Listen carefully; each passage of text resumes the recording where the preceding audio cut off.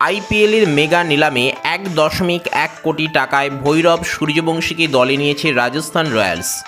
ভৈরব যখন রাজস্থানে যাবেন তখন তার মাথায় দ্রাবিড়ের হাত থাকবে। ভারতের প্রাক্তন হেড কোচের তত্ত্বাবধানে তৈরি হবেন ভৈরব, যা খুদে কেরিয়ারের জন্য অত্যন্ত লাভজনক হবে। 13 বছরের ছেলের দর উঠল 1.1 কোটি টাকা। সোমবার সৌদি আরবের জেড্ডায় আইপিএলের মেগা নিলামে 1.1 কোটি টাকায় ভৈরব সূর্যবংশীকে দলে নিয়েছেন রাজস্থান রয়্যালস। তার বেস প্রাইস ছিল 30 লক্ষ টাকা। তারপর তাকে নিয়ে রীতিমতো লড়াই শুরু হয়ে যায়।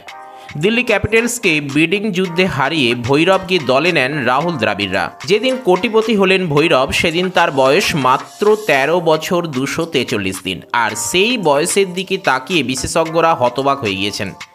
আইপিএলের সরকারি সম্প্রচারকারী জিও সিনেমার ভারতের প্রাক্তন তারকা রবিন উথাপ্পা দাবি করেছেন, প্রাথমিকভাবে সোশ্যাল মিডিয়ার এক খুদের ভিডিও ঘুরতে দেখেছিলেন। এত সুন্দরভাবে খেলছেন দেখে অবাকও হয়ে গিয়েছিলেন, আর তারপরই এই খুদের বিষয়ে জানতে পারেন।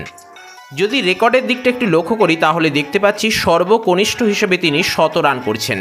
সেই খুদে আজ আইপিএলে 1.1 কোটি টাকার দল পেলেন, যিনি মাস দেড়েক আগেই অস্ট্রেলিয়ার যুব টেস্টে কনিষ্ঠতম খেলোয়াড় হিসেবে 100 রান হাঁকানোর নজির গড়েছিলেন।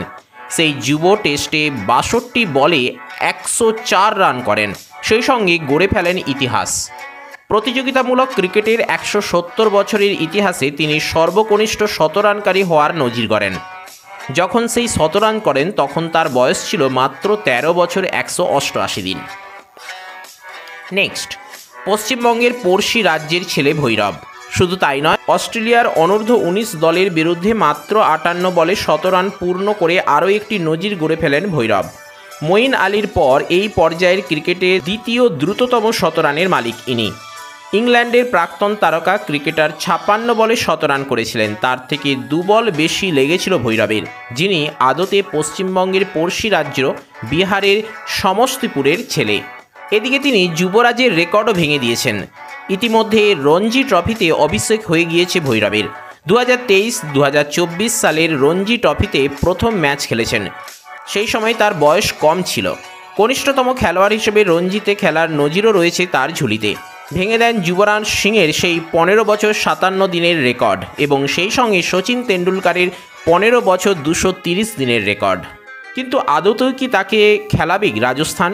বিশেষজ্ঞদের মতে আপাতত হয়তো ভৈরবকে খেলাবে না রাজস্থান, কিন্তু রাজস্থান সাধারণত তরুণ খেলোয়াড়দের উপর বিনিয়োগ করে থাকে, তরুণদের তৈরি করে।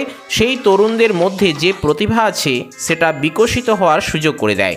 যে ডেনমার্ক স্বভাবের ফসল হলেন যশস্বী জয়সওয়াল, যিনি অস্ট্রেলিয়ায় গিয়ে টেস্টে 161 রান করেছেন। আর ভৈরব তো যখন রাজস্থানে যাবেন তখন তার মাথায় দ্রাবিড়ের হাত থাকবে।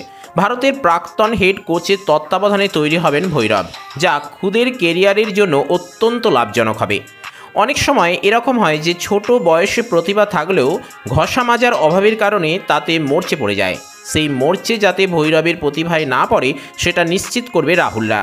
ফলে 13 বছরের কোটিপতি হওয়ার থেকে ভৈরব আরও বেশি জিনিস পেলেন বলে মনে করছেন সংশ্লিষ্ট মহল। আসুন এই ভৈরবী সম্পর্কে একটু সংক্ষেপে জেনে নিই। গ্রামের উঠোনে মাত্র 4 বছর বয়স থেকে খেলা শুরু। 13 বছরে কোটিপতি কৃষকের ছেলে ভৈরব সূর্যবংশী দল পেল আইপিএলে।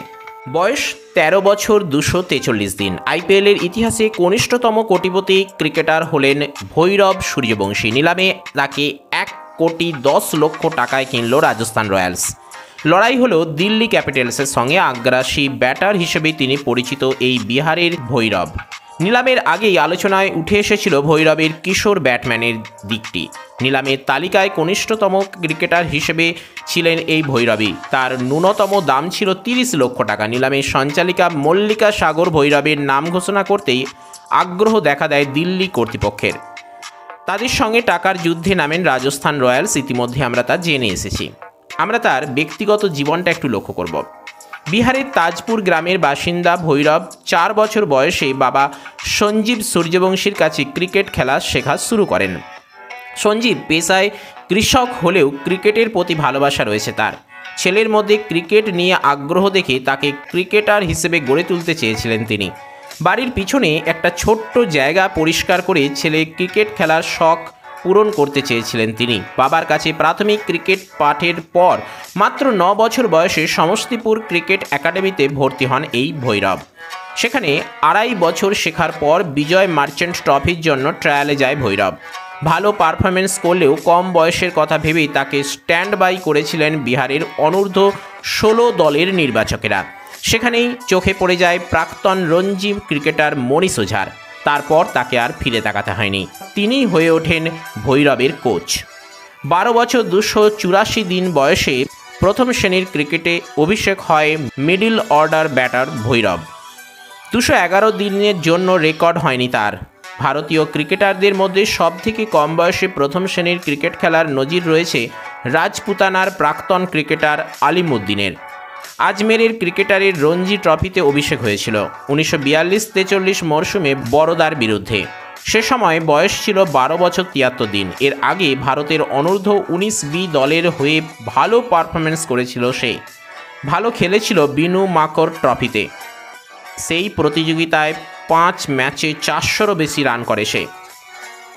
গত 1 অক্টোবর বেসরকারি টেস্ট অস্ট্রেলিয়া অনূর্ধ্ব 19 দলের বিরুদ্ধে 58 বলে 100 রান করে আলোচনায় উঠে আসে 13 বছরের এই ভৈরব।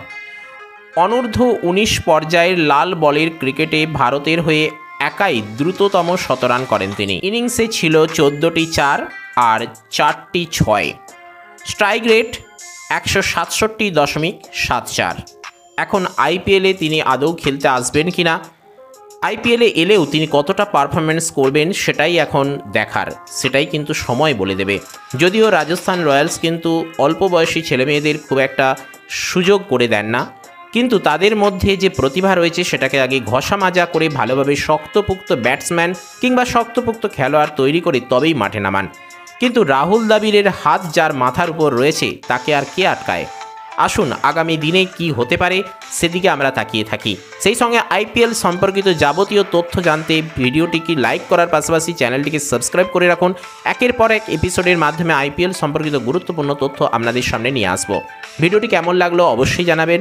সেই সঙ্গে কিছু জানার থাকলে, কিছু জিজ্ঞাসা করার থাকলে নিশ্চয়ই জানাতে পারেন। ভালো লাগলে লাইক করবেন, প্রয়োজনের সাথে শেয়ার করবেন এবং চ্যানেলে নতুন এসে থাকলে কিংবা পুরনো ক্যান্ডিডেট এখনও পর্যন্ত সাবস্ক্রাইব করে না থাকলে অবশ্যই সাবস্ক্রাইব করে অল নোটিফিকেশানটি অন করবেন, কেননা আপনাদের উৎসাহই আমাদের এগিয়ে চলার একমাত্র পাথেয়।